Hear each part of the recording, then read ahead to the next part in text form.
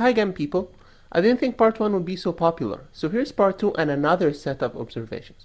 I apologize beforehand if the pace is a bit fast, but we're trying to squeeze the largest number of points in the shortest time possible here. You'll need to pause in the second half to read the bonuses, so be ready. والسماء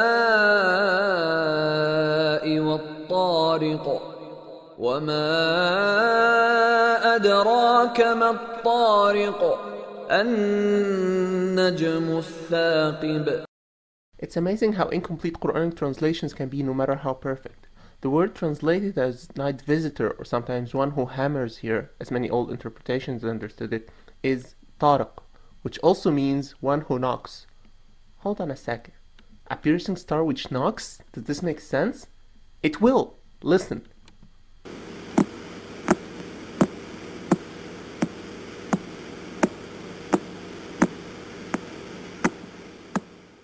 What you just heard wasn't me tapping on the mic.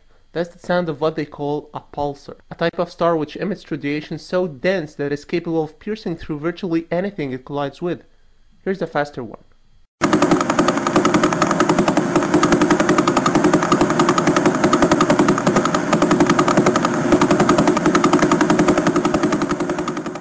You feel cool now, huh? Now let's read the verse again. والسماء والطارق وما أدراك ما الطارق النجم الثاقب. Makes sense.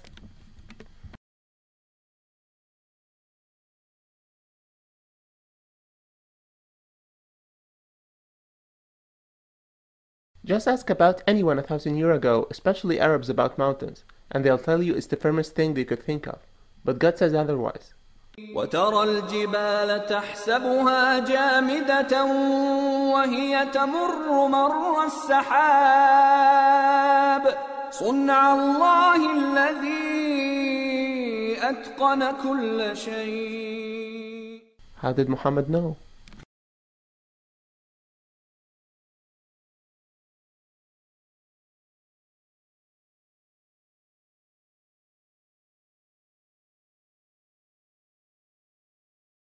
وجعلنا الليل والنهار آيتين فمحونا آية الليل وجعلنا آية النهار مبصرة. Today we know that the sign of the night, which is the moon, had strong volcanic activity about 3.9 billion years ago, meaning that it was illuminating before it became dull about 3 billion years ago. Hey, you're not googling everything I'm telling you, right? Good, because you should trust me.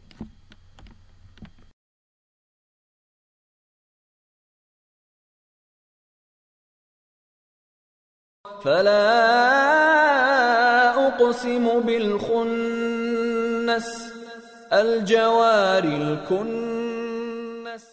I know the English translation looks a bit lame, but let's see here.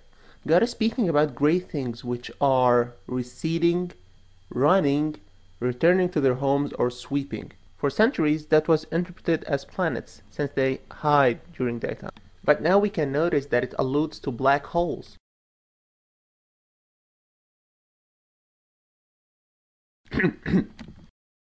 They run through space, sweeping anything and everything in their way. In fact, the Quranic expression is more accurate than black holes. Can you imagine a hole in space?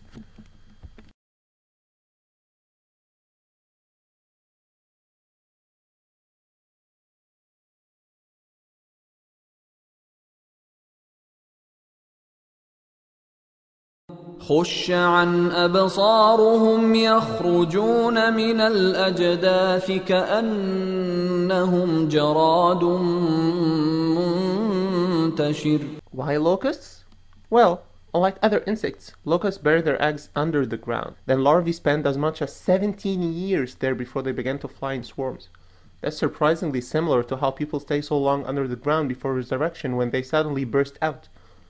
Needless to say, ancient people knew nothing of the locust life cycle, and Quranic interpretations don't even mention it. That information was revealed later, but before that, God knew it.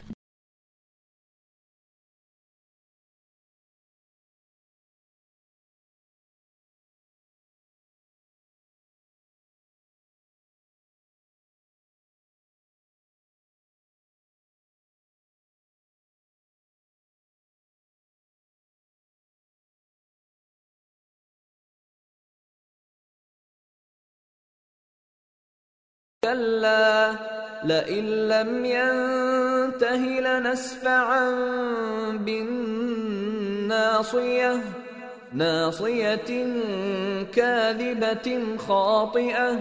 In 2002, a group of non-Muslim researchers proved that the frontal lobe is responsible for the so-called good and bad decisions. Are you beginning to understand why did God specifically call that person's forehead lying and sinful?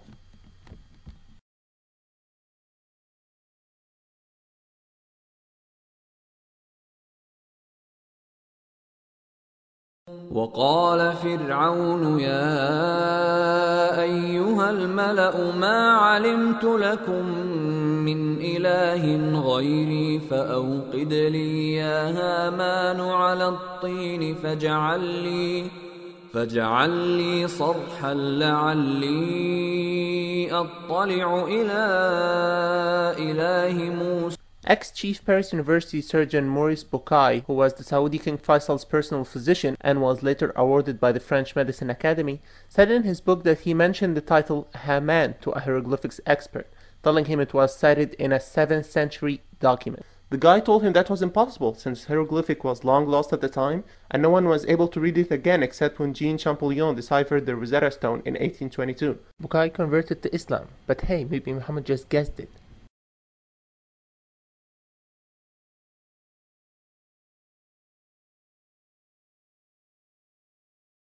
It's statistics time! I'd like to stress that I checked every single upcoming statistic using computer searches. I encourage you here, just like in part 1, to seek the help of an Arab Christian online friend to verify there is no tricks. But first make sure you wrap something around your head because your jaw will drop.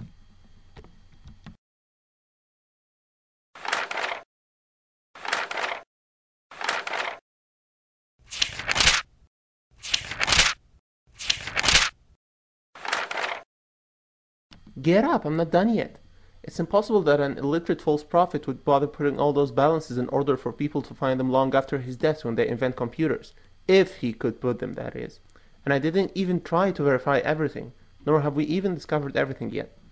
Again, it's not just about the scientific miracles. As time passes, now Muslims unknowingly endorse Quranic legislation. For example, Christians gave up on banning divorce, realizing it's inevitable. Americans tried to prohibit alcohol in the 20s, seeing how harmful it was. And today's interest rates approach zero as they keep plummeting. Guys, this book is from God. He knew what was going to work for us and what wasn't before we attempt to find on our own with trial and error.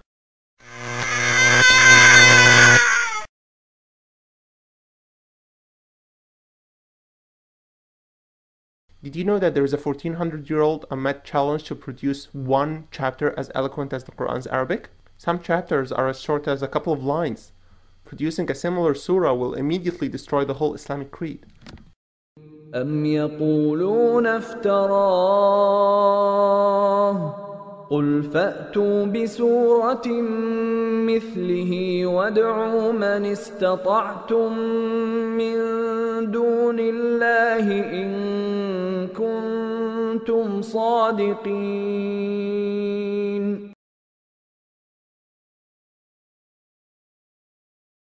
In the end, sure, a coincidence or 2 or 3 or 4 might happen.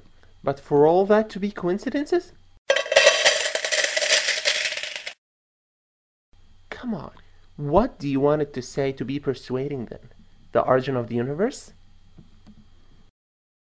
I don't know about you folks, but I wouldn't want to risk not believing in that book, as then I'd most probably end up spending more time than I wish for in, let's just say it's a very warm place. وما كان هذا القرآن أن يفترى من دون الله ولكن تصديق الذي بين يديه وتفصيل الكتاب لا ريب فيه من رب العالمين.